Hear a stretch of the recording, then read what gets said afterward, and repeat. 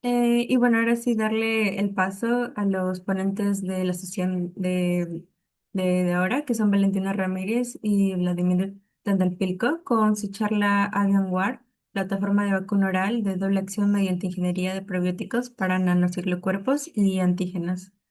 Ya pueden empezar, Valeria, Vladimir. Ok, buenos días con todos, gracias por la invitación. En efecto, el día de hoy estaremos compartiendo cuál fue nuestra investigación con la cual participamos en Asian Grand Jamboree 2025. Entonces, bueno, supongo que ya tengo acceso para poder compartir la pantalla, ¿cierto? Sí, me parece que sí tienes acceso. Déjame intentar. Ok. ¿Me confirman si ahora pueden verlo, por favor? Sí, sí, sí, ves. Ok. Bueno, nuevamente chicos, en esta sesión vamos a estar hablando puntualmente de cuál fue la investigación. Entonces, como nombre, tenemos que nosotros diseñamos como título una plataforma probiótica oral de inmunización dual mediante ciclobodies y display de antígenos de superficie. Tal vez ciclobodies no les suena muy común porque es algo que de hecho propusimos nosotros en este contexto, pero ya más adelante va a quedar muy claro a qué nos referimos con este enfoque tecnológico. Muy bien. Entonces, nosotros para este propósito nos enfocamos en la industria avícola. Únicamente porque si bien nosotros vamos a desarrollar una plataforma de vacunación que puede ser aplicable a diferentes contextos, decidimos abordar también un problema local. Entonces, bueno, como unos datos un poco rápidos y curiosos, podemos tener algunas curiosidades sobre nuestros amigos mamíferos. Por ejemplo, algo que es muy relevante también es que el pollo es la proteína animal más consumida a nivel del mundo. Solo en Ecuador se sabe que se consumió por allá por el 2023 573,2 kilotoneladas al año de proteína de pollo. También sabemos que una gallina, solo una gallina, puede poner hasta 300 huevos al año. Y en ocasiones también asumimos que las gallinas, tal vez por su tamaño y por la composición de su cerebro, tal vez no tienen una capacidad de reconocimiento tan avanzada, no obstante, se sabe que pueden reconocer hasta 100 individuos.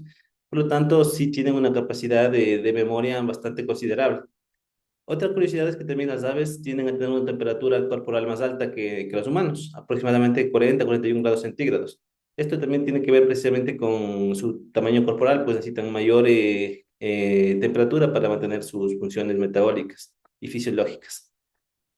Otra cosa que ya tiene más que ver con este proyecto es que las aves migratorias pueden ser reservorios naturales del virus de la gripe aviar e incluso de otros patógenos virales. Y sabemos también que un brote de gripe aviar puede generar pérdidas de miles de millones de dólares en tan solo algunas semanas. Bien, en cuanto a la industria avícola, queremos ponerles un poco más en contexto cuál es su implicación a nivel económico. Se sabe, por ejemplo, que la industria avícola no es un ente aislado, sino que incorpora otras industrias que están muy intrincadas con esta industria. Por ejemplo, la producción de maíz, los balanceados, la producción obviamente de aves, huevos y productos derivados.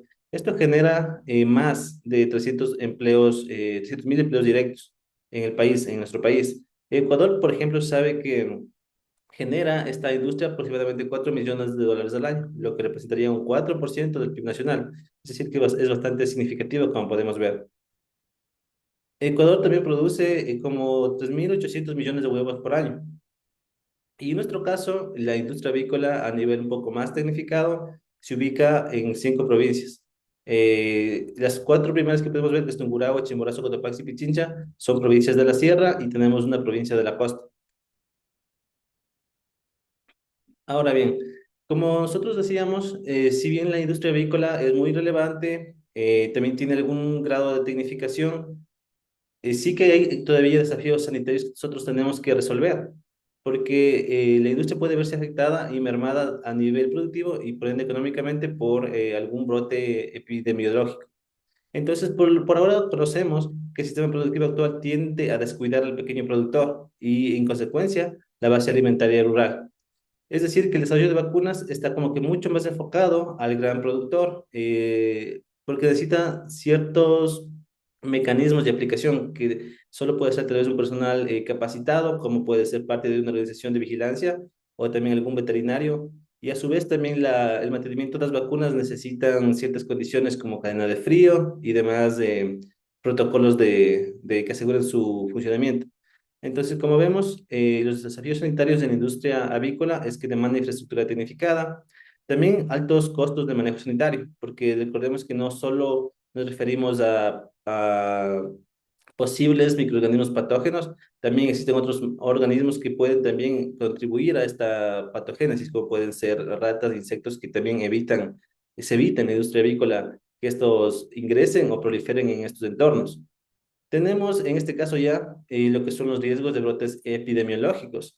Y en este caso, como les comentábamos, tenemos limitaciones en las vacunas tradicionales, porque una vacuna tradicional, como vemos, depende tal vez de tomar una alícuota o un volumen de una vacuna e inyectarlo directamente al organismo que nos interesa inmunizar, lo cual, cuando hablamos de miles de aves, es bastante inviable y también bastante invasivo. Como sabemos también, en nuestro caso, estábamos abordando el tema desde un contexto integral. Es decir, conocemos que 5 provincias de nuestro país son las que abarcan como que la mayor industria de las aves a nivel más tecnificado. No obstante, existen también pequeños productores, especialmente en granjas agroecológicas, en sistemas rurales en los que ellos crían, no de forma tecnificada, sino de una forma un poco más, podría ser artesanal o natural a estas aves en interacción entre gallinas, patos e incluso otros animales domésticos. Entonces, esto si bien tal vez no contribuye de forma tan significativa al PIB nacional del país, sí que contribuye a estos hogares, son su fuente de sustento y por ende ellos están expuestos a los problemas que pueden estar ligados a su producción e incluso también a las enfermedades. Y también sabemos que este virus es realmente bastante dispersado entre diferentes tipos de aves e incluso mamíferos. Es por eso que también tenemos afectación a la fauna silvestre. Entonces, hablando de eso, ¿cuál es realmente el impacto? Nosotros empezamos a idear este proyecto en el 2023, cuando teníamos apenas algunos meses de que se habían detectado algunos brotes muy significativos en nuestro país. Entonces, de hecho, acá tenemos una nota de prensa que se sacrificaron 1.800 aves en Cotopaxi, una de las principales provincias que producen las aves en nuestro país. Y esto fue precisamente para prevenir que se dé un brote masivo de gripe aviar. De igual forma, también se reportaron algunos animales marinos, especialmente en las Islas Galápagos, que tuvieron afectaciones debido a los virus. Por ejemplo, acá tenemos un lobo marino que lo encontraron igual muerto debido a la infección de la gripe aviar, del virus H5N1. Entonces, en ese sentido, las instituciones de control y sanitarias empezaron a algunas campañas de vacunación. Entonces, acá podemos ver cómo se está inmunizando algunas aves. Pero como ven, estamos dependiendo del método tradicional, administrarlo una por una mediante personal tecnificado. Entonces, también como contexto general tenemos que 131 millones de aves muertas o sacrificadas ocurrieron en el 2022. Tenemos 31 millones de pérdidas en Chile en 6 meses. Eso es un contexto más regional, ¿no? Tenemos que igual más de 700.000 aves fueron sacrificadas al primer caso de detectarlo en Argentina y esto ocasionó que se ejecuten cierres en las exportaciones. Entonces, acá podemos ver como un mapa de dispersión de cómo se distribuyó a lo largo de lo que sería Latinoamérica. Entonces, como primer reporte se supo que fue me parece que fue en Perú, el primero que se detectó, pero de esa manera ya empezó como que a distribuirse a lo largo de la costa del continente, e incluso llegó también a Argentina, y acá podemos ver que los huéspedes fueron muy diversos, por ejemplo, tenemos pelícanos, delfines, lobos marinos, también tenemos un caso que de hecho fue en 2023, el 23 de marzo, en un humano en Chile. De esa manera podemos ver que es una problemática realmente preocupante, porque como podemos ver, abarca un área bastante significativa de nuestro continente. Muy bien, ahora ya entrando un poco más en contexto de qué es la gripe aviar. La gripe aviar técnicamente tiene su clado más dominante ahora, que pertenece justamente a lo que es al H5N1, pero hay que saber por qué es diferente. Entonces, el subtipo, como sabemos, es el H5N1 y esta es una cepa de influenza altamente patogénica. El clado más específicamente es el 23444B. Y acá tenemos como que un esquema general de cuáles son las estructuras del virus y por qué estas son importantes en su replicación y a cuáles sitios nosotros vamos a dirigir nuestros mecanismos para poder frenar su infección y generar también inmunidad en nuestras aves. Entonces, como podemos ver, es un virus envuelto de ARN negativo, tiene 8 segmentos de material genético separados, ¿no es cierto? Entonces, y estos van a tener toda la información necesaria para producir una réplica exacta de este virus. En este caso tenemos algunas proteínas de membrana que son la neuraminidasa, es una enzima, la hemaglutinina, que es el factor de virulencia. Tenemos también la proteína M2, que es un canal iónico. Estas tres van a tener un papel fundamental en la infección del virus. Las demás también tienen un papel fundamental, pero esto está un poco más ya en la parte de el ensamblaje del virus como tal, ¿no? Cuando se está replicando. Tenemos, por ejemplo, la proteína de matriz de M1, que es esta que podemos ver acá debajo de la bicapa lipídica. Tenemos también las nucleoproteínas que están asociadas evidentemente al genoma del virus. Estas como cintas que podemos ver envueltas de las nucleoproteínas, efectivamente sería el genoma del virus, es decir, el ARN. Tenemos también un complejo de RNAs polimerasas. Entonces, como podemos ver, el hecho de que esté segmentado en algunas unidades el material genético ocasiona que tenga una rápida mutación. ¿Por qué? Porque si en un mismo organismo coinciden tal vez dos cepas, estos fragmentos de material genético pueden intercambiarse. Entonces estarías como que constantemente combinando más y más segmentos de ARN y de esa manera tu virus va a ir mutando de una forma muy acelerada. Es por eso que las vacunas tradicionales siempre van un paso por detrás, porque de una fecha a otra el virus puede cambiar mucho. Entonces la vacuna que estaba diseñada para este virus ya no va a ser efectiva porque efectivamente el virus ahora tiene unas nuevas características, unos nuevos sitios activos que no están siendo reconocidos por las vacunas que ya fueron diseñadas para la cepa que se pensaba que iba a estar afectando en ese entonces, en ese momento. Y además, como les comentábamos, este clado ha demostrado una capacidad inusual para infectar mamíferos, como lobos marinos, bisones, gatos. Se sabe que también, de hecho, un hospedero intermedio es el cerdo. Ya lo veremos más adelante, porque justamente incluimos parte de un virus que afecta a los cerdos, porque es un huésped en el que está en intermedio en el salto a otros mamíferos. Entonces, por lo tanto, también existe un riesgo hacia una posible pandemia humana. Ahora bien, ¿cómo realmente funciona a nivel molecular, no? Como podemos ver, acá tenemos el virus de la influenza contra una célula animal. Como les comentábamos, tenemos tres proteínas que son tal vez las que participan directamente en la infección. La hemaglutinina, que tenemos acá con unos picos que tienen un color entre naranja o beige, pero creo que son naranja. Tenemos la proteína de canal M2, es una proteína que sirve para el transporte de iones, y la neuraminidasa, que es una enzima. Entonces, la hemaglutinina es el factor de virulencia porque esta es la que tiene la capacidad de unirse al receptor de ácido ciálico de la célula animal. Entonces, una vez que se une el receptor, puede ser ingresada al interior celular mediante endocitosis. Como podemos ver acá, se forma una vesícula que contiene mi partícula viral aún asociada al receptor. Posterior a eso, la hemaglutinina tiene la capacidad de que esta bicapa lipídica que recubre el virus se combine con la bicapa lipídica de la vesícula. Esto ocurre porque dentro de la vesícula hay una reducción de pH. Esa reducción de pH más el comportamiento de la hemaglutinina, porque tiene un péptido de adhesión, ocasiona que se pegue en un punto con la membrana, y la M2, la proteína M2 que vemos acá, permite justamente que los protones que se encuentran en este medio de esta vesícula ingresen al interior del núcleo del virus, se podría decir, y de esa manera también ayuda a desestabilizar la estructura interna.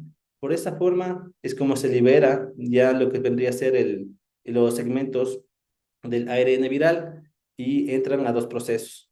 El uno, que va a permitir obtener ARN mensajero para poder hacer la síntesis justamente de estas proteínas que van a constituir la estructura de mi virus, ¿no es cierto? No solo la estructura superficial, sino todas las proteínas que tenemos internamente. Y también tenemos el otro mecanismo que va a poder, me va a permitir replicar el material genético. Entonces yo tendría acá los 8 fragmentos de material genético o ARN del virus más sus proteínas constitutivas. De manera que estos van a la deriva hacia la superficie de la célula donde se empiezan a agrupar. Se empiezan a agrupar, a conformar estructuras de los viriones hasta que se llega a encapsular, ¿no es cierto? Pero acá ocurre algo similar. Como tienen hemaglutininas, pueden estar asociados precisamente al receptor de ácido ciálico. Aquí es donde juega un papel muy importante esta neuraminidasa. Como les comentábamos, es una enzima, eso quiere decir que va a cortar algo. En este caso, esta enzima lo que viene a cortar es precisamente este enlace, para que este virus que ya está formado solo sea liberado y de esa manera ya puede estar totalmente apto para atacar e infectar a otra célula, por lo que ahí se genera la infección de una forma un poco más se puede decir de infección en cadena, porque depende únicamente de una infección y que estos se liberen para obtener una cantidad mucho mayor de virus que va a atacar a otras células contiguas. Entonces, ¿por qué es importante esto? Esto de las mutaciones, ¿por qué es importante conocer el mecanismo molecular? Porque estas mutaciones han ocasionado que tengamos como dos subclasificaciones de gripe, ¿no? Tenemos la LPAI y el HPAI, que básicamente es Low Pathogenicity Avian Influence y High Pathogenic Avian Influence. Es decir, solo recordemos que tenemos acá esta proteína que es el factor de virulencia, la hemaglutinina, y esta proteína inicialmente está como que en un estado que se conoce como HA0, es decir, que todavía no está del todo activa para poder infectar. Esta está constituida de dos unidades, que es la AH1 y la AH2. Pero en esta intersección tenemos una área, una región en la que muta mucho, y esto es por la incorporación de sitios que dan una capacidad de hacerse básico, y de esta forma tienen como que una mayor susceptibilidad a lo que son proteasas. Proteasas, por ejemplo, tipo tripsina, para las que son de baja patogenicidad, y tipo purina para las de alta patogenicidad.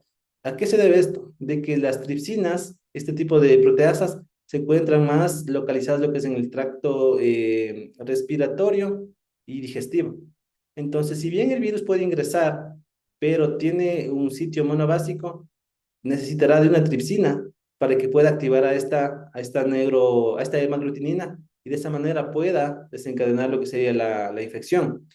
Entonces, es decir, que los sitios donde realmente puede tener éxito el virus están localizados en el tracto respiratorio nuevamente o en el intestinal, pero no tienen la capacidad de hacerlo en los demás órganos del ave. Es por eso preocupante la de alta patogenicidad, porque en cambio en este caso está susceptible a proteasas tipo purina. Y estas proteasas son ubicuas, se encuentran generalmente en el aparato de Golgi de muchas células en diferentes órganos. Entonces, por eso es que si el virus ingresa, no se va a quedar únicamente en el tracto respiratorio o en el digestivo, sino que se va a dispersar por todos los órganos, lo que ocasiona una infección totalmente sistémica, lo que se conoce como viremia, y esto ocasiona pues que el ave literalmente pueda morir en tan solo 1 o 2 días después de haber tenido la infección. Y en consecuencia, tenemos un 100% de letalidad, ¿no?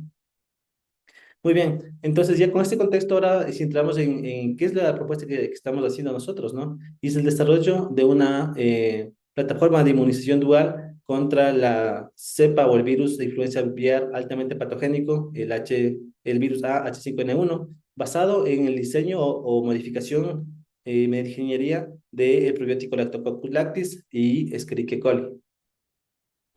Entonces, bien, ahora es interesante recordar que en el sistema inmune tenemos dos tipos bueno, tenemos una clasificación, pero para estos contextos vamos a enfocarnos en lo que es inmunidad pasiva y activa. Entonces, conocemos que hay la inmunidad innata y la inmunidad adquirida. La innata quiere decir que es la primera línea de defensa que todos los organismos tienen, pero no es especializada. Por ejemplo, hablamos de, son barreras físicas y actúan, por ejemplo, como la piel, y actúan también de forma rápida y no especializada como los macrófagos. Por otro lado, tenemos la inmunidad adquirida o adaptativa, es lo mismo. Esta sí que es específica y se desarrolla a lo largo de la vida de un individuo, dependiendo a qué patógenos está expuesto o qué sustancias nocivas está expuesto. Acá ya tenemos que se crean como que sistemas o armas de defensa que vienen a ser los linfocitos T y B para cada invasor que esté o sea detectado por el sistema inmune del individuo. Dentro de la adquirida tenemos dos clasificaciones, que es la pasiva y es la activa. La pasiva quiere decir que se reciben los anticuerpos directamente, ¿no es cierto? Entonces no es como que le damos el tiempo a que se infecte para que el mismo organismo desarrolle sus anticuerpos, sino que esta se administra ya los anticuerpos de forma puntual, como si se trata de un medicamento. Entonces, en este caso tenemos que la natural y la artificial. Por ejemplo, un ejemplo muy visual de cómo es una inmunidad pasiva natural es cuando un bebé recibe los anticuerpos, pero directamente de la madre, sea por la placenta o la leche. También el artificial, que el artificial consiste en la administración de anticuerpos listos mediante lo que son sueros antiofídicos. Y nosotros ya administramos los anticuerpos en este caso.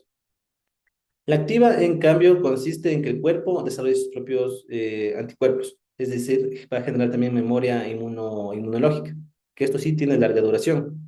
Esto ocurre por dos mecanismos. La natural, que es cuando alguien tiene una infección y pues después de unos días se recupera porque el cuerpo mismo ya pudo reconocer el virus y desarrollar su mecanismo de enfrentar a ese virus o a ese patógeno mediante su propio sistema inmune, generando sus propios anticuerpos. Y en este caso, la artificial es que nosotros inducimos. No esperamos a que se infecte con el patógeno real, sino que nosotros exponemos diferentes partes del patógeno para que estas sean reconocidas, no se genere una infección letal y sí que tenga memoria inmunológica el organismo para que genere anticuerpos y cuando venga un virus de verdad, sepa cómo actuar. Entonces, recordemos que la artificial consiste en administrar directamente lo que sería un anticuerpo, mientras que la activa sería exponerle partes del virus para que el organismo desarrolle sus anticuerpos. Llegamos como que al mismo resultado, pero por una ruta tal vez más rápida, pero que no tiene memoria inmunológica, y otra un poco más lenta, pero que sí tiene memoria inmunológica. Entonces acá podemos ver, esta estructura corresponde a la hemaglutinina. Por lo general tienen dos unidades y tienen como una forma de brócoli. Una unidad de cabeza y tallo, y esta corresponde a la neuraminidasa, que también tiene una unidad de cabeza y tallo. Vamos a ver que esto es importante más adelante.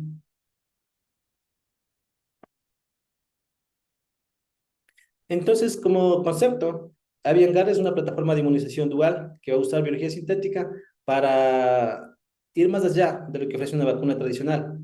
En nuestro caso, como tenemos, vamos a usar las dos tipos de inmunidades para enfrentar a nuestro patógeno. Para la activa, usaremos Lactococcus lactis, que es un probiótico seguro, es un GRAS modificado que va a expresar los antígenos en su membrana, actuando como una partícula viral, pero que no tiene la capacidad de infección, únicamente presenta o simula la cobertura del virus. Y la pasiva, en cambio, nosotros vamos a administrar directamente lo que son los anticuerpos, pero con la particularidad que estos anticuerpos van a estar ciclados, por eso los denominamos como cyclobodies. Y esto va a desarrollarlo justamente mi colega Valentina más adelante para que les quede súper clarísimo a qué se refiere los ciclobodies, ¿no? En este caso, usaremos Escherichia coli para su producción y esta se administrará únicamente las globolinas, no, no se administrará lo que es de Escherichia coli como tal. Entonces, entrando en contexto, ¿por qué usamos nosotros el Lactococcus lactis? Como decíamos, es un organismo GRAS, es decir, no es tóxico, no es inmunogénico, no tiene alguna actividad biológica nociva. Es un probiótico, es decir, que se adapta perfectamente lo que son a las mucosas y también al sistema digestivo de los animales. También tiene unos bajos costos de producción. Y ha sido usado. Existe bibliografía y casos exitosos en los que ya se ha usado para la entrega de antígenos y también de algunos terapéuticos. Entonces, bueno, la formación es de esto. son como pequeñas cápsulas duales, no tienen movilidad y por lo general cuando se consumen tampoco es que vayan a colonizar el tracto digestivo, pero tienen un tiempo suficiente de permanencia como para poder desencadenar una respuesta inmune y se asume por bibliografía también y estudios que se va a ir como que desechando paulatinamente en la digestión, pero incluso cuando ya salen de la digestión, estos ya saldrían técnicamente inactivos, por lo tanto tampoco hay riesgo de que pueda jugarse una cepa o una célula de Lactococcus y pueda ocasionar algún problema, digamos, de contaminación génica o algo por el estilo. Entonces, como sabemos, estos tienen una relación directa con lo que serían las mucosas intestinales, con el epitelio, y se puede ver que activa la inmunidad de mucosas. Esto es nada más para esquematizar cómo vendría a funcionar en la práctica o cómo vendría a interactuar en la práctica estas bacterias. Bien, entonces ahora ya con este contexto podemos pasar a cómo se relaciona y cómo aprovechamos estas estructuras que tienen el virus para poder diseñar una propuesta para las aves. Entonces, nuevamente tenemos la hemaglutinina, neuraminidasa, matriz M2. Recordemos que el factor de virulencia era la hemaglutinina, que se presenta como un trímero. Esta es la enzima que va a cortar para que se libere para la siguiente etapa de infección. La neuraminidasa, que es un tetrámero. Y bueno, todas estas tres las usamos nosotros para diseñar nuestra propuesta de vacuna. Sabemos que el virus ingresa por la vía nasal, infecta básicamente lo que serían los pulmones y nuestra propuesta de vacuna vendría a ser una vacuna oral que ingresaría mediante la ingesta. Entonces viene justo acá a ser absorbida por la mucosa y por las células del sistema digestivo. Y como vemos, nuestro enfoque son aves de corral y también aves silvestres. La inmunidad activa entonces vendría a estar resumida de la siguiente manera. Tenemos lo que son el Lactococcus lactis modificado y en su superficie van a tener la capacidad de sintetizar y expresar a las proteínas antigénicas. En este caso tendríamos en la superficie anclada lo que sería la hemaglutinina y la neuraminidasa, porque precisamente queremos que el virus asemeje a que el Lactococcus asemeje a que es un virus y que estos vayan a ser reconocidos por las células dendríticas del organismo. Entonces, esto ya se encargará de formar el complejo de acá de mayor histocompatibilidad para que sean reconocidos por los linfocitos T y de esa manera se desencadena lo que son la respuesta del linfocito B que se encarga justamente de producir los anticuerpos que van a actuar cuando el organismo se enfrente literalmente lo que ya es al virus real. Entonces, de esa manera nosotros inducimos a que el sistema inmune ya reconozca al patógeno y esté preparado para una infección futura. Ahora es importante destacar algo. Les mostramos anteriormente cómo es la estructura de la neuraminidasa, la hemaglutinina, pero en nuestro caso no vamos a usarlas completas o mejor dicho, como tal cual como están naturalmente. ¿Esto por qué pasa? Porque, como les comentábamos, supongamos que este es el virus. Esta en realidad ya es la propuesta de la prueba de concepto, pero si este fuera el virus, tendría acá las proteínas de superficie, los picos, ¿no? Y lo que ocasiona es que estos son unas estructuras de forma de coliflor y son alargadas. Entonces, estas áreas o las cabezas son las que generalmente están más expuestas al reconocimiento del sistema inmune. Y estas áreas son precisamente las que mutan con mayor facilidad. Es decir, que si yo diseño una vacuna este mes, quizás en unos 3 o 6 meses esto habrá cambiado y los anticuerpos ya no podrán hacer match y atacar estas regiones porque cambia demasiado rápido, tanto para la hemaglutinina como para el neuraminidasa. Entonces, antes se pensaba que los tallos no podían actuar como sitios diana para que sean reconocidos por los anticuerpos. Pero esto, más que no ser reconocidos, es porque están más insertos o más internos en la superficie del virus. Lo que nosotros hicimos básicamente decapitar en la hemaglutina, decidimos quitarle la cabeza y quedamos únicamente con el tallo, porque esta área es más conservada, entonces eso garantizará que nosotros a futuro, si el virus cambia en la superficie, pero acá sigue siendo el mismo. Los anticuerpos seguirán teniendo actividad inmune sobre estas áreas. Entonces sí podrá ser reconocido y sí podrá ser atacado a más largo plazo, pese a que cambie en su cabeza. Pero aparte de eso, hay que reconocer que también esta estructura de la cabeza también tiene una función que es como estabilizar la estructura de la misma hemaglutinina. Entonces, en ese sentido, reemplazamos esta cabeza por unidades de M2E. Como recordamos, M2E son los canales iónicos. Y estos tienen como que una pequeña área de la proteína que está saliendo de la superficie del virus y que también puede estar accesible a los anticuerpos. Pero como son pequeñas y están mucho más internas en la superficie del virus, también son poco accesibles. Entonces, ¿qué hicimos nosotros? Tomamos esas partes en tándem y las colocamos para simular una cabeza de maglutinina. De esa manera, esta área que también es conservada va a estar más accesible, esta área que es conservada va a ser también más, expuesta de una forma un poco más consistente para que pueda ser focalizada acá la actividad de los anticuerpos. En cuanto a la neuraminidasa, en realidad la incluimos casi que por completo, con excepción de la que la ancla membrana, porque y hay estudios también que se pueden tratar de decapitarle, pero todavía tenemos ciertas inconsistencias en cuanto a su funcionalidad. Entonces, para asegurar de que vaya a funcionar, preferimos no recortarle tanto y mantener su estructura y su secuencia completa a nivel proteico. Entonces, ajá, en este caso, como podemos ver, tenemos la H1, que sería el dominio de la cabeza, y el dominio del tallo. Esto representa lo que sería la hemaglutinina, es un trímero, y los sitios activos pueden estar tanto en la cabeza como en el tallo. Esto ya viene a representar cómo está ideada nuestra propuesta. Esto sí ya que tiene que ver con la biología sintética que todos hemos hablado y hemos estado familiarizados estos días, que consiste precisamente como que estandarizar partes biológicas. Como sabemos, toda la estructura de un organismo está básicamente sustentada en la información que contiene su genoma, pero la biología sintética va de tomar y reconocer como que cuáles son las áreas o las secciones de ese ADN que pueden utilizarse como piezas intercambiables para después yo ensamblar sistemas más complejos, dinámicos y modelables matemáticamente. Para este caso vamos a abordar netamente lo que es los circuitos de la inmunidad activa. Tenemos que se va a hacer en dos células de Lactococcus lactis.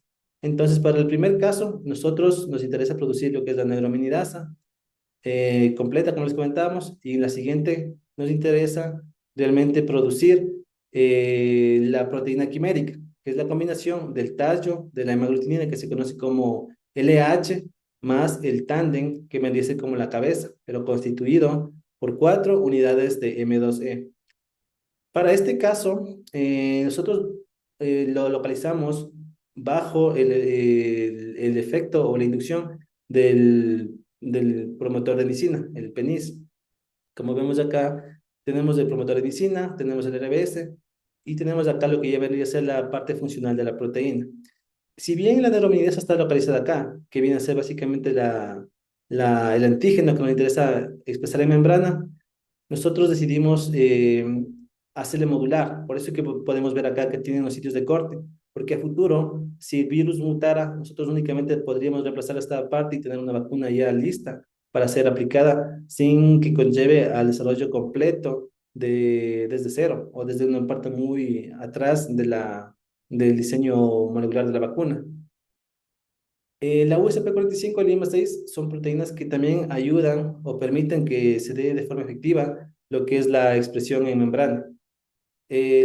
Si nosotros producimos únicamente la neuraminidasa, lo más seguro es que salga al exterior, pero que vaya a ir a la deriva en el organismo. Entonces, como que se da un efecto como que de dilución y no va a ser aprovechado. Pese a que se produzca la neuraminidasa, no va a ser detectado de forma tan efectiva por el sistema inmune. Entonces, lo mejor es como que focalizarlo en toda la superficie de la bacteria para que de esa manera, al tener mayor superficie, mayor concentración, vaya a ser más efectiva el reconocimiento del sistema inmune o claro, de las células inmunes. Entonces, para este propósito, necesitamos primero asegurar que esta neuraminidasa vaya a salir, que no se quede en el interior de la célula. Para eso aprovechamos un mecanismo natural que es el USP45, que es un péptido señal. El péptido señal, una vez que se produce la proteína, ocasiona que sea reconocida por los por los sistemas de excreción de la célula del Lactococcus y vaya a ser arrastrado hacia la superficie. Pero ahí lo que tenemos el riesgo es de que se arrastre y salga por completo. No es lo que queremos. Queremos que se quede en la superficie de forma integral, como siendo parte de la misma. Entonces, ahí incluimos lo que son las proteínas de anclaje. En este caso, es la proteína M6. Esta proteína M6 va a ser como que el ancla que justo va a pegarle en la superficie del Lactococcus para que quede fijo como picos esta proteína, simulando el virus. Esto está bajo la influencia, como decíamos, o la inducción de nicina. Y si bien se produce nicina de forma tal vez natural en las células, es muy bajo. Entonces, lo que nosotros hicimos es también insertarle un sistema de retroalimentación de producción de nicina, de manera que una vez que se activa, esto mismo retroalimentará el sistema y esto ocasionará que se sintetice de una manera un poco más mantenida, digamos, a lo largo del tiempo de la neuraminidasa. Entonces el resultado sería este, ¿no? Tendríamos la neuraminidasa anclada en membrana de Lactococcus lactis. Ahora, para la siguiente parte, es básicamente el mismo principio, pero con algunas pequeñas excepciones o cambios. El cambio principal en nuestro caso va a ser el antígeno, porque en este caso estamos produciendo neuraminidasa, pero en este caso ya estamos produciendo lo que sería la proteína quimérica de la hemaglutinina con las 4 unidades de M2E. ¿Se acuerdan que les comentamos que este virus tiene esa particularidad de no solo infectar aves, sino migrar de aves domésticas a aves silvestres e incluso a mamíferos? Entonces, aprovechando que la unidad M2D es muy conservada, decidimos incorporar 4 unidades para que pueda actuar como una vacuna, digamos, conservada, pero también de amplio espectro. Entonces, lo que hace al incorporar estas unidades de ave, le da como que cierta especificidad a la proteína M2 del ave, pero también incorporamos la unidad para humanos y para porcinos, porque de esa manera podemos como que evitar que se den esos saltos hacia el cerdo y del cerdo hacia otros organismos, lo que ocasionaría posibles eventos zoonóticos. Entonces, la idea de incorporar estas 4 unidades es que el sistema del ave va a estar preparado si les llega un virus aviar, si les llega un virus tal vez de humano o si les llega un virus porcino.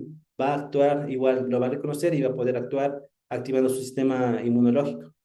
Entonces, el segundo cambio es también en nuestra proteína de anclaje. En este caso va a ser SPA-X. La diferencia entre estas dos proteínas de anclaje es únicamente qué tan expuestos están en la superficie del virus, perdón, de la bacteria, los antígenos.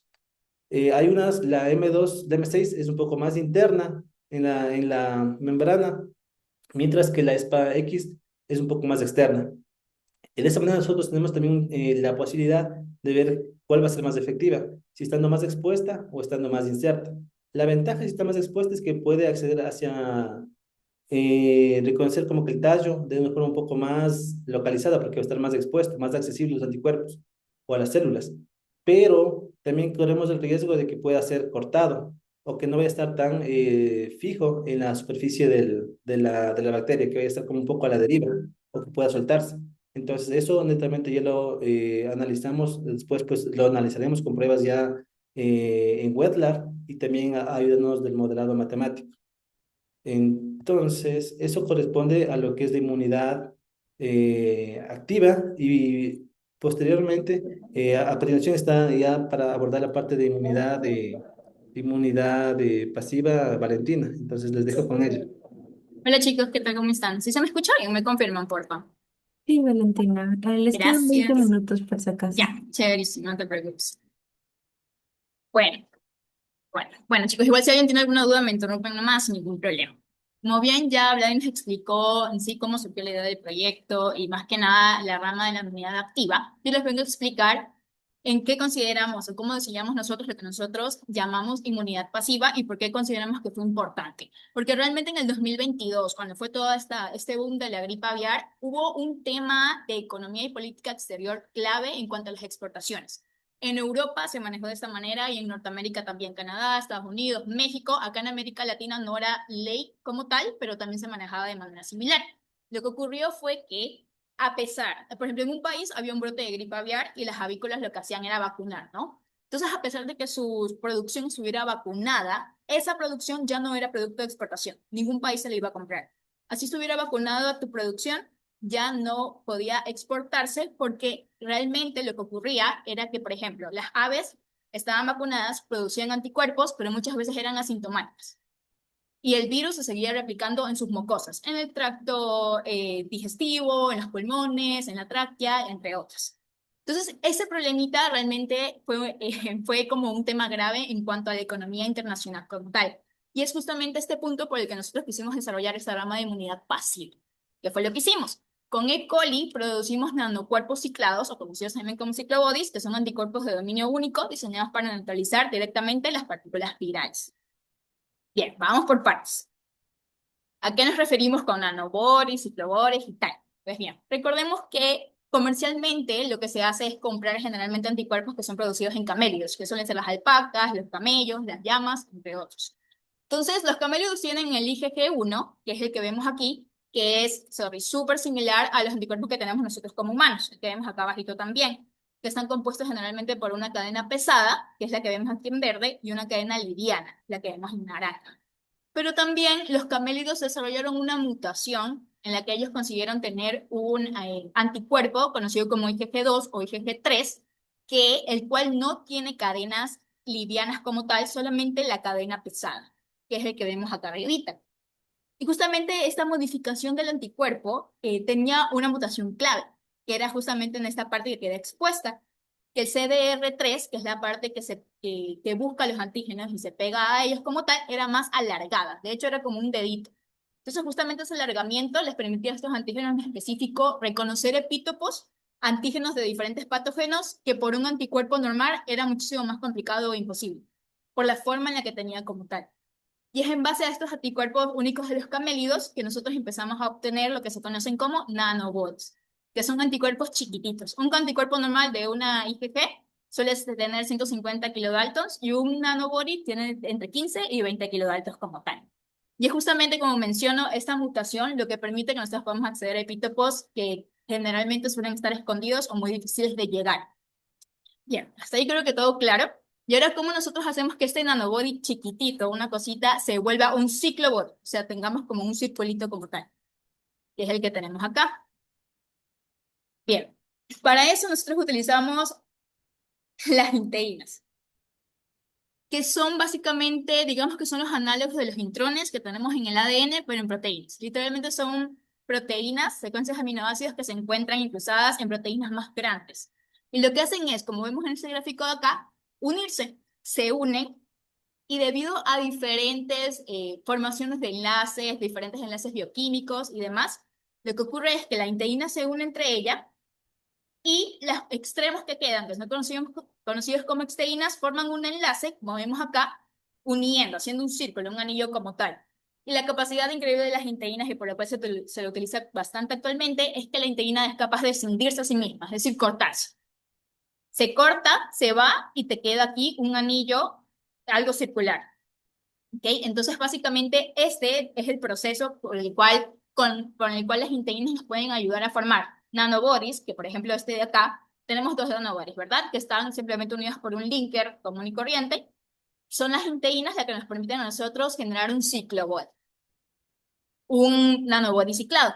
Y generalmente, ¿para qué nosotros queríamos hacer ciclobodies? Es porque evidentemente, al ser ya un círculo como tal, es muchísimo más resistente a las proteasas del medio, al pH, a la temperatura, y evidentemente uno de los objetivos de este proyecto es que sea termoestable, que pueda evidentemente llegar al intestino de las aves, entre otras cosas. Entonces necesitábamos que fuera así de resistente. Listo. Bien, entonces, a veces algunos se preguntarán por qué no utilizamos el mismo chasis, el de Lactococcus lactis, que es un probiótico gram positivo, para producir los nanocuerpos, sino que utilizamos ahora E. coli. Pues bien, recordemos que realmente las bacterias gram positivas, que vienen a ser el probiótico de Lactococcus lactis, tiene esto, o sea, tenemos una membrana plasmática y después tenemos directamente la pared celular. En cambio, las bacterias gram negativas tienen la membrana plasmática, tiene una sección, un espacio entre la membrana y la pared que es conocida como el periplasma. ¿ok? Y justamente es este espacio el que es fundamental y clave para que las inteínas puedan hacer su trabajo. Porque recordemos que todo el proceso de inteínas es un proceso químico. Y es justamente en este periplasma, en este espacio, que nosotros tenemos un ambiente oxidante y contiene bastantes enzimas chaperonas específicas que nos permiten justamente crear el circulito. Aparte de que confiere como un confinamiento volumétrico para las inteínas, porque mientras más apretado esté, tiene más posibilidad de encontrarse los extremos. Entonces, por ese motivo no era opción utilizar una gran positiva como el Lactococcus que nosotros estamos utilizando para inmunidad activa y nos inclinamos por utilizar E. coli BL21, que es una cepa bastante especializada en la producción de anticuerpos como tal. Entonces, se la modifica genéticamente con el circuito que ya vamos a ver más adelante, se hace la síntesis y la purificación y son los nanocuerpos, los cicloboides, los que nos van a ayudar también a evitar, impedir que se sigan replicando el virus en las mucosas de las handas. Pues bien, aquí tenemos el esquema, en pocas palabras, del circuito genético. Bueno, chicos, se ve muy rápido. Si tienen alguna pregunta, no duden en interrumpirme nomás. ¿Ok? Gracias. Bien. Tenemos el circuito genético, como ya vimos un poco con Black. Recordemos que las partes fundamentales de los circuitos genéticos son las siguientes. Siempre tenemos un promotor, ¿verdad? Un promotor, tenemos un sitio donde hay ribosoma, tenemos generalmente lo que queremos expresar y por último un terminador, que es justamente lo que nosotros tenemos acá también. Para este circuito nosotros utilizamos un promotor Pelutz, que es bastante conocido y está bastante registrado dentro del catálogo de Algem como tal. Nuestro sistema de ribosoma, nuestra proteína de secreción, la UCP45, que es la misma del circuito de inmunidad activa. Y aquí tenemos como que lo esencial, las inteínas, la inteína C, la inteína N, nuestras hexteínas, que también están unidas a un linker como tal, y aquí tenemos dos espacios para nuestros diferentes nanobodies que nosotros encontramos en literatura. Estos dos nanobodies son sacados de literatura como tal. Investigaciones actuales, de hecho, del 2024, 2025, 2023, en la que otros científicos habían estado buscando justamente nanocuerpos para poder combatir la H5N1. ¿Ok? Entonces, por ejemplo, la NB10 es un anticuerpo, un nanocuerpo dirigido a la subunidad de la hemaglutinina 1. Ahí Vladi les estaba enseñando unas imágenes de la hemaglutinina, digamos que molecularmente. Pues bien, este nanocuerpo se pega en una partecita específica de la hemaglutinina en la sección 1. ¿Ok? Y su función es bloquear los sitios de unión al receptor del virus en la célula. Y el nanocuerpo R1A5 es un nanocuerpo dirigido a la subunidad de la hemaglutinina 2, que bloquea específicamente la región del péptido de fusión viral, impidiendo que el virus libere su material genético. Evidentemente, para nosotros escoger estos nanocuerpos, fuimos sumamente cuidadosos de que los nanocuerpos no se fueran a pegar a la parte de la hemaglutinina que nosotros estamos expresando en la inmunidad activa, para que no haya como esa muerte cruzada, ¿sí? ¿Sí? Y realmente estos dos anticuerpos en los papers que nosotros los sacamos, realmente los científicos los habían descubierto, los habían identificado de diferentes maneras. Por ejemplo, el NB10 utilizaron un protocolo que se llama Cheese-2 Hybrid System, que es cuando utilizan levaduras, editan la levadura para que me exprese mi antígeno en específico, en este caso la hemaglutinina, y lo compara con una librería genética de miles de nanocuerpos para ver cuál se pega efectivamente al antígeno. Y el nanobody del R1A5, pues se utilizó un protocolo que es Phage Display, que es cuando, bueno, lo que hacen es coger a los fagos, insertarles con algunos genes que pueden darnos diferentes anticuerpos y después con el antígeno lo que hacen es pescar, o sea, qué fagos se pegan al antígeno como tal. Y bien, realmente nuestra idea para producción y comercialización es la siguiente, tanto para producir Lactococcus lactis, que presentan los antígenos en su superficie, obviamente se lo va a hacer a través de un bioreactor en el que se produce, y también los ciclobodies. O sea, lo que se planea hacer con los ciclobodies es que la E. coli a mí me produce los ciclobodies, y son los ciclobodies los que nosotros vamos a utilizar para la vacuna, a diferencia con la E. coli, que es en sí el probiótico. Lo que se va a hacer es liofilizar ambos y encapsularlos en alginato quitosano, que es una matriz que realmente tiene mucho respaldo bibliográfico como tal, porque el alginato y quitosano, la mezcla entre los dos, es como que el equilibrio perfecto entre una cápsula que le permite al sistema pasar el pH gástrico, resistir cambios de temperatura y demás, llegar a donde tiene que llegar, a las mucosas, y el quitosano lo que ayuda es ir aflojando poquito a poquito el material que está dentro. ¿Okay? Bien, en base a todo lo que ya hemos explicado, el contexto, inmunidad activa, inmunidad pasiva, pues acá tenemos en sí qué es lo que hemos hecho, digamos que experimentalmente hasta ahora, que hemos estado trabajando. Pues bien, realmente nosotros ya logramos estandarizar un protocolo de transformación de la Lactobacillus lactis, que bien sí actualmente cada vez se utiliza más como un chasis, una cepa para modificación genética, para trabajar en ingeniería genética, sigue sin ser una cepa comercial como tal. Entonces realmente la literatura sobre protocolos de transformación pues suelen ser o bastante antiguas o no están bien actualizadas o realmente son súper específicas para las condiciones de laboratorio que se tienen. Entonces, realmente estandarizarlo fue una tarea ardua y realmente la cepa la pudimos obtener gracias al sponsorship que tuvimos con Cultivarium, que nos ayudó con la cepa desde ATCC. Y también hemos logrado realizar una simulación en laboratorio de la producción de los nanocuerpos como tal para alimentar un modelo matemático que a nosotros nos permite predecir cómo se va a comportar nuestro sistema. Básicamente lo que hicimos fue caracterizar el promotor, el PELUX, que les mencionaba en inmunidad pasiva, construir un modelo compartimental, simular a escala de laboratorio cómo se iban a producir estos ciclobodies, identificar parámetros cinéticos críticos, predecir el rendimiento y, por último, optimizar la inducción del sistema. Bien. Quiero que recordemos que realmente en biología sintética una parte fundamental de lo que hacemos como científicos que trabajamos en esta área es que siempre intentamos hacer que los sistemas que estamos diseñando sean predecibles. O sea, que podamos saber qué van a pasar con ellos si yo le aumento el sistema de inducción, si tal vez le voy a poner que exprese una proteína mucho más grande de la que inicialmente pensé. O sea, tratar de predecir cómo se van a comportar. Esto se logra a través de modelamientos matemáticos. ¿Ok? Y todo esto engloba un ciclo, el DBTL, también súper famoso en biología sintética, que significa design, diseñar, build, construir, test, probar y learn, aprender como tal. Entonces nosotros, para poder modelar cómo se comportaba nuestro promotor, nuestro sistema de inducción, con el ribosoma que nosotros estábamos utilizando y demás, primero diseñamos, creamos un modelo matemático a partir de ecuaciones diferenciales ordinarias para describir cómo cambian las concentraciones de las especies moleculares, el UXR, el HL, a través del tiempo. Para eso utilizamos una función de Hill, que básicamente es una función como la que vemos acá abajo, sigmoidea, que por ejemplo, digamos que si aquí tuviéramos una función lineal, lo que estaríamos diciendo es que mientras yo más HL para que mi promotor se active, le pongo el sistema, la producción va a crecer linealmente. Sabemos que eso es biológicamente imposible porque siempre hay alguna pérdida, alguna degradación natural en las proteínas. También se puede formar un cuello de botella entre la transcripción, la traducción y demás. Entonces, esa dinámica molecular se la presenta con una función de Hill, que es la que vemos acá abajo.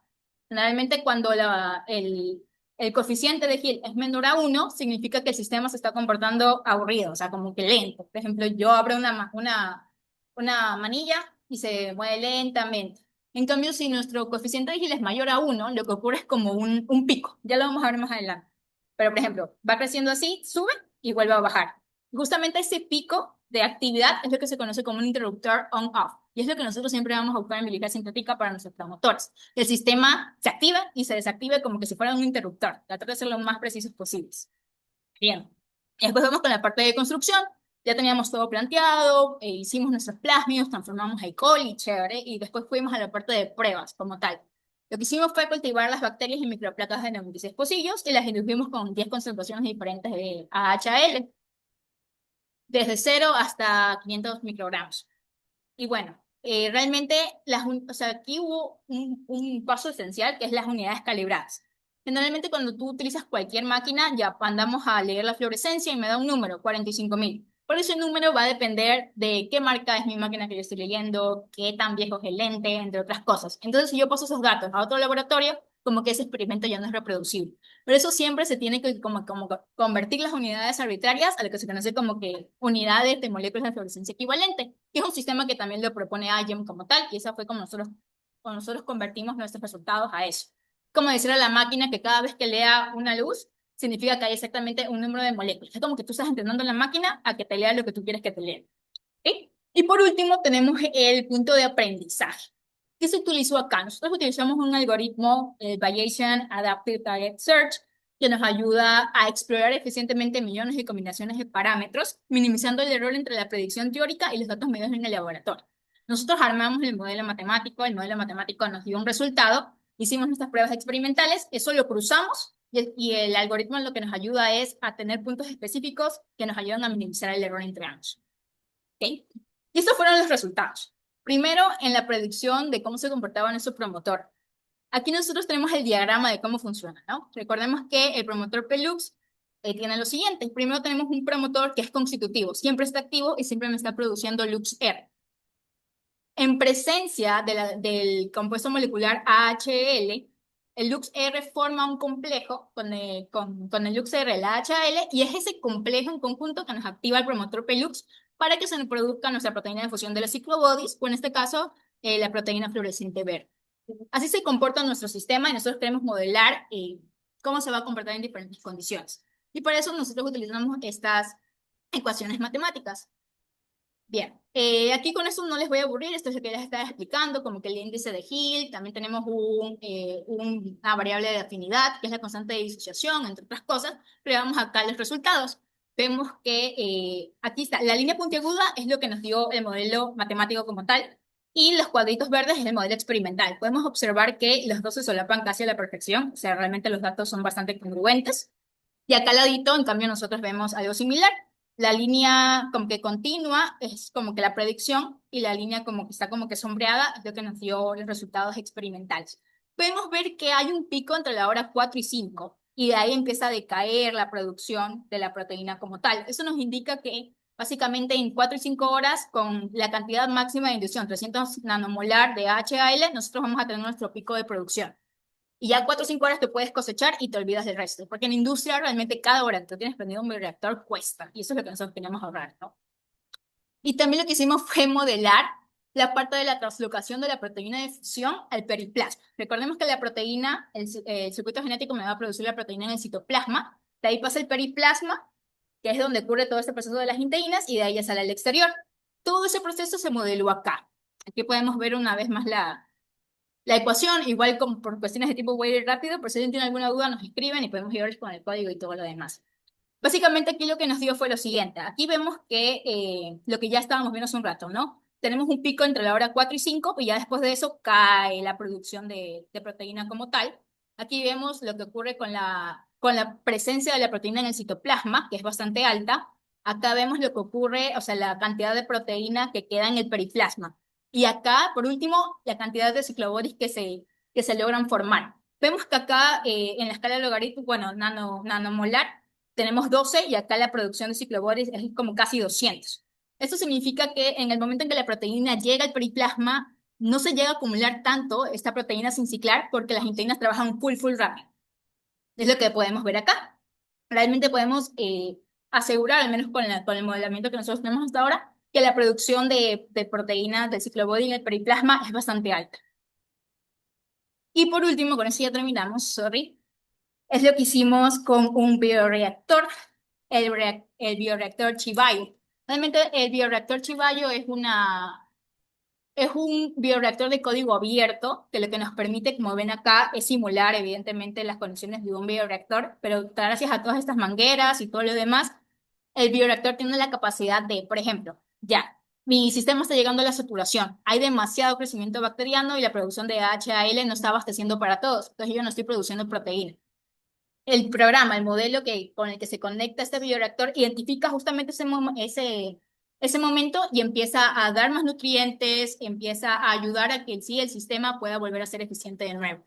Entonces, con este bioreactor nosotros hicimos lo siguiente, o sea, para alcanzar una producción de 20 miligramos por litro, que era lo que queríamos en el periplasma, utilizamos como un protocolo de inducción de 2 etapas, que justamente es, primero hacemos que las bacterias crezcan normalmente, y después se para esa producción y empezamos la parte de producción de los ciclobodies como tal. Y podemos ver que aquí tenemos la línea turquesa, es la fusión de las proteínas en el citoplasma, y la línea azulita es los ciclobodies en el periplasma que se forman. Y esa línea puntiaguda acá es lo que generalmente, lo que se ha reportado en literatura que ocurre, o sea, que se obtiene, que es este valor de acá. Y este valor de acá, los cuadritos turquesas, en cambio es lo que podríamos nosotros llegar a obtener con la optimización de los pasos que estamos haciendo. Entonces, realmente son resultados bastante prometedores. Así que con eso, chicos, igual se fue muy rápido. Muchísimas gracias a todos por su atención. Si tienen alguna pregunta, pues aquí estamos. Gracias, Valentina, Vladimir. Me parece que hay una pregunta de Rodrigo que está levantando la Sí, mano.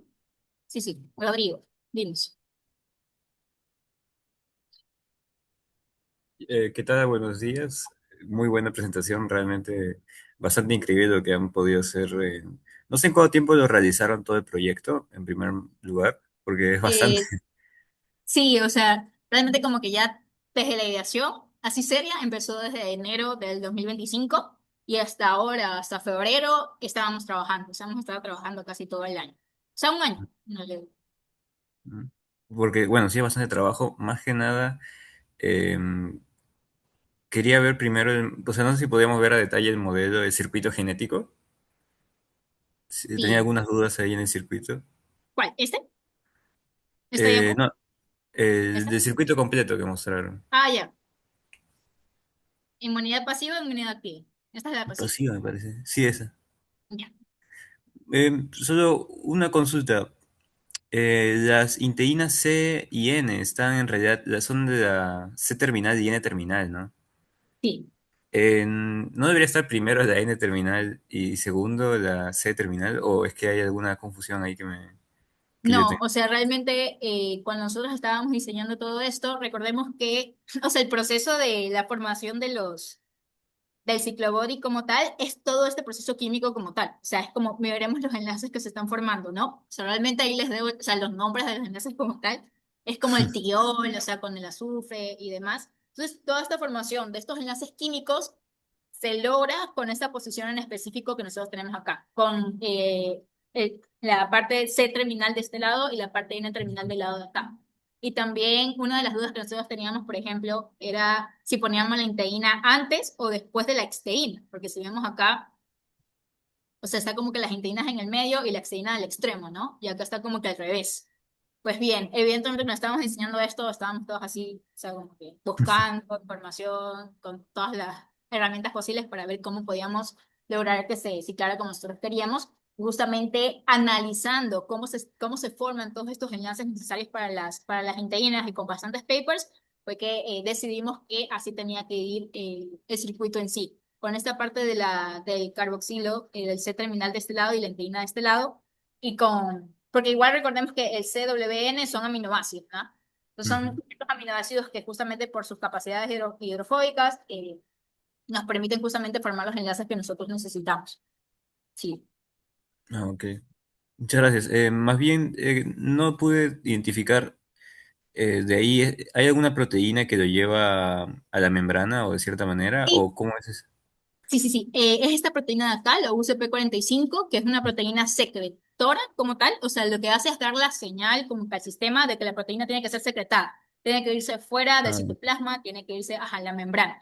Y justamente es esta proteína la que permite que al menos ese constructo vaya al periplasma, se forme el ciclobody y de ahí el ciclobody sale de la pared celular como tal. Pero es esta proteína la clave. Sin esta proteína, el sistema nunca va a salir del citoplasma como tal. ok. Y una última pregunta. Sobre el promotor, es un promotor inducible, ¿no? ¿Por qué usar uno Sí, inducible y no uno constitutivo? Más bien. porque, por ejemplo, realmente, como mencionas, para la parte de inmunidad pasiva, nuestra idea es producir los ciclobodies en un bioreactor. Y el bioreactor, o sea, realmente no vamos como que a introducir a la E. coli como tal, como vacuna, o sea, como probiótico para la inmunidad de las aves, sino que solo vamos a producir los ciclobodies se lo encapsula en alginato quitosano, y eso es lo que le damos a las aves como tal. Y realmente industrialmente hablando, siempre va a ser muchísimo más factible que tú tengas control de cuánto estás produciendo, hasta qué hora estás produciendo, que tú puedas parar esa producción, como lo que mencionaba acá. Por ejemplo, un promotor constitutivo que siempre esté activo, lo que va a hacer es que, lo que va a hacer es que siempre va a estar produciendo, no lo puedes parar, o sea, es constitutivo como tal.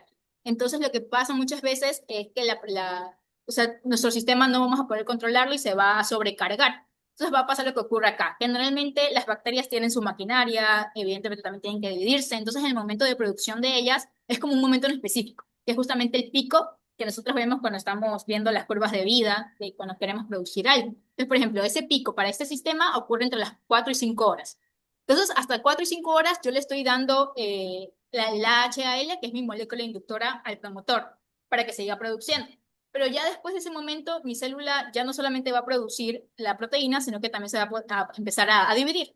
Va a utilizar su fuerza vital para otras cosas. Entonces ahí ya no me produce mi proteína, ya no me sirve de nada yo seguir manteniendo con mi placa luz, todos los requisitos que se necesitan a esa bacteria porque ya no me está produciendo lo que quiero.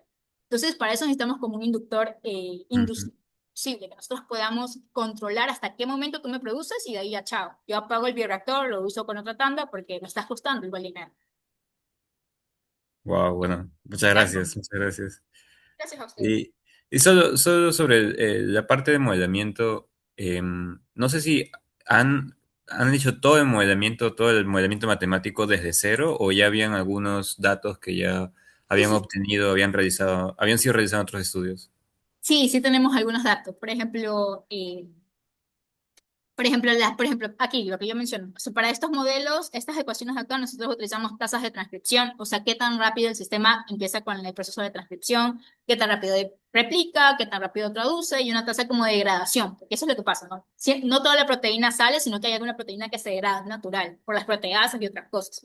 Y estos como que valores sí se sacan de literatura, de papers que se centran justamente en sistemas biológicos entonces, para E. coli, que es una cepa con la que full gente trabaja, hay bastante información de estos datos en sí, de las tasas de transcripción y demás. Entonces, generalmente un modelo matemático, tú lo planteas, ¿no? Porque codificas en Python, en lo que sea, en algún lenguaje. Planteas tu modelo matemático y generalmente son con valores sacados de literatura. Y después tú ese modelo que ya estableciste, tú lo alimentas con tus propios datos experimentales. Entonces, por ejemplo, si yo al inicio le puse tasa de transcripción 1, con mis datos experimentales yo ya le pongo que es 1.2 y así voy como que alimentando mi modelo con mis datos experimentales que se van haciendo poco a poco. Y al menos para esta vacuna, que queremos que sea una vacuna modular, o sea, una vacuna que nosotros, ahorita es para la gripe aviar, pero pues, queremos cambiar el antígeno para la siguiente cepa de gripe aviar o cualquier otra enfermedad viral, pues lo que queremos es esto, ¿no? Tener un sistema predecible, modulable, que yo con mi modelo matemático que ya alimenté pueda ahorrarme mucho trabajo en laboratorio también. Y también dinero. Bueno, Sí. sí, ya no me quito más tiempo a los demás que tengan preguntas. Solo quería decirles que realmente está muy interesante. Nosotros también en San Marcos tenemos un proyecto que, bueno, está en la parte de modelo matemático. No sé si podríamos también como escribirles, ¿no? Para tener unos Sí, consejos. sí, sí, claro, no, sí, más que bienvenidos. O sea, igual acá creo que en América Latina sí nos falta gente que se ponga a hacer el modelamiento matemático, porque nosotros también con ese proyecto recién estábamos aprendiendo. O sea, no es algo que realmente vimos en la universidad ni nada. Así que chéverísimo, chicos, más que encantadas de ayudar. Bueno, muchas Gracias, gracias. Rodrigo. Un Igual déjame gusto. leer una pregunta del chat que dice, Nina, entendiendo que la inmunización pasiva con E. coli busca producir anticuerpos a gran escala. Esa estrategia protege al animal de enfermar, pero también evita que se convierta en diseminador del virus. Me gustaría saber si, a diferencia de los probióticos que mencionó, la pasiva logra bloquear la replicación del virus en el tracto respiratorio o digestivo para evitar la contaminación fecal. Exactamente, ese es el objetivo de nuestra inmunidad pasiva.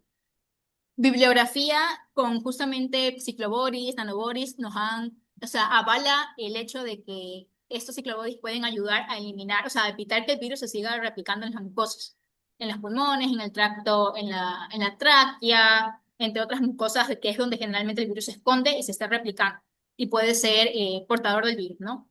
Entonces, sí, evidentemente, como están viendo, no hemos llegado a la parte de pruebas en animales ni en ratones, pero ese es justamente el objetivo que nosotros queremos. O sea, para lo que se diseñó inmunidad pasiva, para que nos ayude a evitar la replicación del virus y evitar la contaminación fecal como tal. Y Justino nos dice, ¿podría este sistema adaptarse rápidamente para nuevas variables de virus de influenza? Eso es justamente el objetivo, por eso lo tenemos como que modular y demás. Y si podríamos pasar la PPT también, sí, sí, no hay problema, chicos. Entonces, eso creo que es todo, para no quitarles más tiempo. Sí, ¿no? Me parece que sí, Valentina. Aunque yo tenía una última pregunta que parecía a lo que estaba preguntando Rodrigo. Era sobre el modelo matemático que estaban presentando. ¿Están partiendo de supuestos deterministas o también están considerando algunas cosas estocásticas? Porque tengo entendido que cuando trabajas con proteínas hay muchas cosas que tienen que ver con el azar y a veces utilizan ecuaciones estocásticas.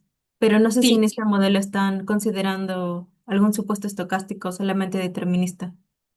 No, no, estocástico sí, sí. Por ejemplo, justamente lo que mencionaba con alguna tasa de degradación, por ejemplo, son variables estocásticas como tal.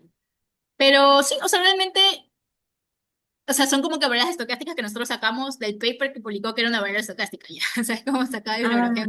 ya. O sea, la probabilidad, supongo que a eso se refiere la probabilidad de que se encuentre adentro o afuera la proteína.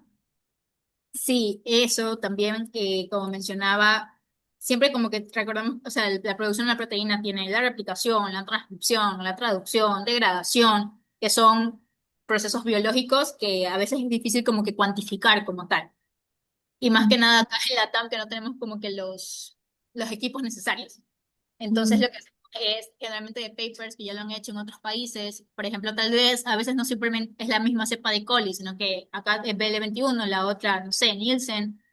Pero lo que tratamos es justamente extrapolar esos datos y ahí ya empieza con que ya no son realmente datos tan deterministas como tal. Pero mientras, o sea, cómo nosotros podemos asegurar hasta cierto punto que son correctos es porque ya empezamos a limitar el modelo con pruebas experimentales. Por ejemplo, acá con la producción del GFP, si ujú. mis datos que yo tengo experimentales se solapan con lo que me llama el modelamiento matemático, yo puedo decir que los datos que yo estoy poniendo estocásticos son, o sea, me sirven, o sea, están bien, no tengo problema. Mm.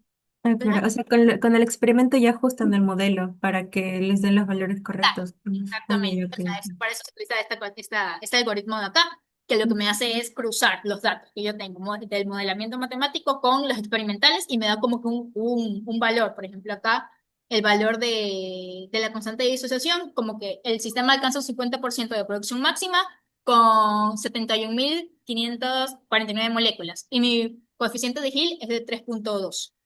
Entonces, como que el modelo extrapoló todos esos datos y me dio esos dos valores justos para tratar de minimizar el error. Ujú.